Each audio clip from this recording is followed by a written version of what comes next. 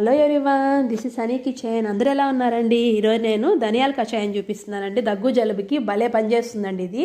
First ఒక 4 గ్లాసులు నీళ్ళు తీసుకోండి. దాంట్లో ఒక హాఫ్ కప్ ధనియాలు, ఒక 2 దాల్చిన చెక్క, ఒక హాఫ్ టీ స్పూన్ మిరియాలు, హాఫ్ టీ స్పూన్ జీలకర్ర, ఒక 2-3 వచ్చి లవంగాలు తీసుకోండి. అల్లం దంచి వేసుకోండి. ఇవన్నీ బాగా తెల్లాలండి. బాగా తెల్లిన తర్వాత 4 గ్లాసులు 2 గ్లాసులైనా అవ్వాలండి.